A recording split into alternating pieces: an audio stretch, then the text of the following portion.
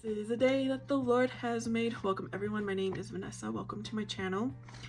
As you can tell from the title, I will be talking about Psalm 37 and what it means to me and just have a little discussion. So I do appreciate if you want to add into the comments. I'm 43, I'm a single mom. Life has been pretty good because I chose to start following Jesus Christ ever since I was 10. Of course, it hasn't been a perfect journey. There's times I got off path and whatnot. Every experience that we go through, I truly believe gets us closer to the Lord. What my relationship was when I was 10 is very different than now. What it was when I was 15, what it was when I was 21, what it was when I first became a mother, etc. It's so amazing how my journey continues and my relationship with the Lord continues to grow. Really totally amazes me. The reason I thought about this psalm, or the reason that it caught my attention, Psalm 37, was last week I had it. Have you ever read the book Alexander and the Horrible, Terrible, No Good, Very Bad Day? I had that kind of a week last week for both myself and my child. Work was a little bit stressful. And then something happened in my home. One morning, I got out of bed at 6 o'clock because I heard something shatter. I was laying in bed, kind of awake because I knew my alarm was going to go off at any moment, but I didn't quite want to get up. And I walked around everywhere with a bat, with my phone, with the flashlight. I put on my glasses because I normally wear glasses, and I walked around the whole house, could not find anything. 2 days later, I found what had fallen. It was just a bad week. My son was supposed to be on fall break, enjoying his time, and we just didn't. We couldn't. I do believe that when we're in certain situations and certain circumstances, things will catch our eye that normally would not have. So this Psalm 37, there was a picture, and if I can, I will put it in. It had like pink heels with rhinestones on the back, and it said Psalm 37:23, her steps are ordered by the Lord. The Lord makes firm the steps of the one who delights in him. I needed to hear that. I needed to, because I started fretting. Now I'm gonna read Psalm 37 in my Bible. I'm gonna read that, and I will put the passage as I read. Do not fret because of those who are evil, or be envious of those who do wrong. For like the grass, they will soon wither. Like green plants, they will soon die away. Trust in the Lord and do good. Dwell in the land and enjoy safe pasture. Take delight in the Lord, and he will give you the desires of your heart. Commit your way to the Lord, trust in him, and he will do this. He will make your righteous reward shine like the dawn, your vindication like the noonday sun. Be still before the Lord and wait patiently for him. Do not fret when people succeed in their ways, when they carry out their wicked schemes. Refrain from anger and turn from wrath. Do not fret, it leads only to evil. For those who are evil will be destroyed, but those who hope in the Lord will inherit the land. Things that stood out for me when I was reading the first few verses in Psalm 37 was fret came up more than once. Now I can tell you, I was doing some fretting last week. I was complaining, I don't have a husband, I can't send him to the store to go get what I need. My son is sick, and I don't even know if he's being truthful, because he's like the boy who cried wolf. And I was mad at myself for not believing him. But at the same time, I was there for him, and I was asking him, do you want me to take you to the doctor? I can't force him. He's 15, he's a big boy. He said, no, I want to see if this will pass. So I just prayed over him every day. I gave him plenty of water, because for me, prayer and water is the secret ingredient. If finally take him to the doctor Saturday morning. We ended up going to urgent care because his doctor's office isn't open on the weekend.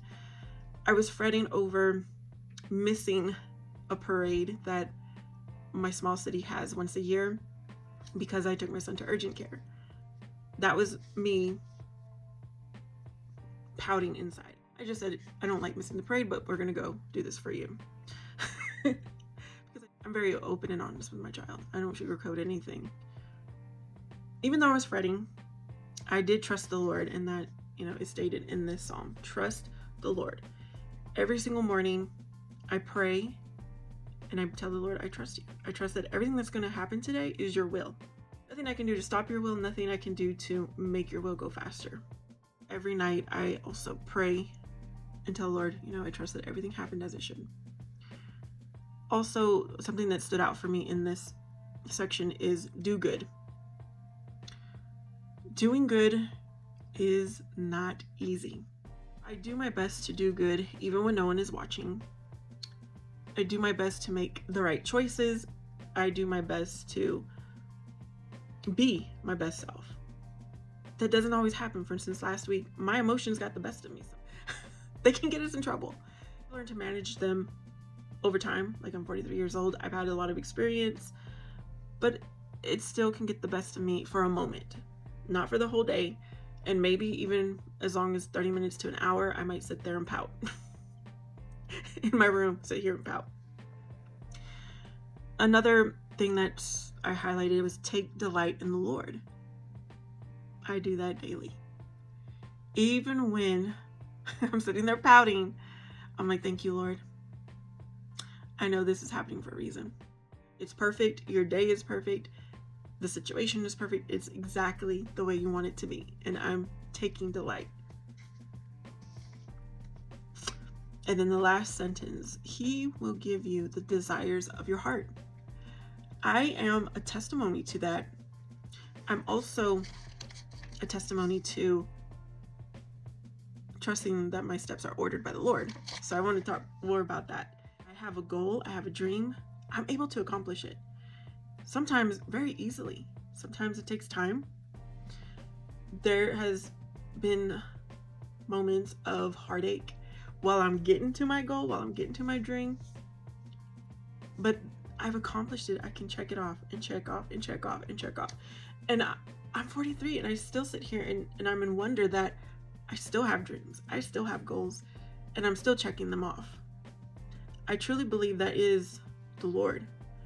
Everything that happens good in my life, for sure, I owe it all to the Lord. All glory and honor is His. Now, there are some bad things that happen. They're my choice. But at the same time, the Lord allowed it, is my opinion. Now, feel free to put down in the comments what you think. So I can't be upset or I can't be angry because the Lord is in control. And if He allows something to happen, it's because He wants to make an example of the situation. Anything good that happens, it's an example. Anything bad that happens, it's an example. And I'm okay with it. Another thing that I truly believe is God's will is me being a big person.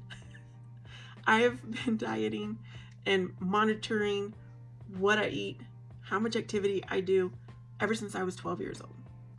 The Lord wants me big is the only thing I can come up with. And I have to be okay with that because He's in control. I've had moments that I lost weight, then I gained it. I lost it, gained, lost, gain, lost, gain. It's all part of God's plan is what I believe in. And to be honest, I don't even realize how big I am until I'm doing a recording and I'm editing, or I see a picture and I'm standing next to someone who's small. I go around life with so much confidence. I don't ever let my size, my weight hold me back. I will go play basketball. I will go running. I will go for a brisk walk. I will do lifting up and down the stairs like I'm light as a feather. And I owe it all to the Lord. My confidence, it comes from within, deep within. I can go out with no makeup and I'll have the confidence like no other. My steps are ordered by the Lord. The Lord is the strongest force. Everything is a learning situation. Everything is an opportunity for growth, to get closer to the Lord, to let the Lord shine through you, is my opinion. It's all about a perspective, and that is a perspective that I have chosen. I didn't realize I was choosing that until I was 30 years old, when I read Every Day of Friday by Joel Osteen. When I read that book, a lot of things turned for me in my life. It was like I was a magnet to everything good. I'm not saying that I wasn't before, but it came at a time when I was truly experiencing being a single mom for the first time. My baby was 1. I had a house mortgage. I had a brand new truck. I was losing a job that paid very good money. And I thought, why? I didn't understand why.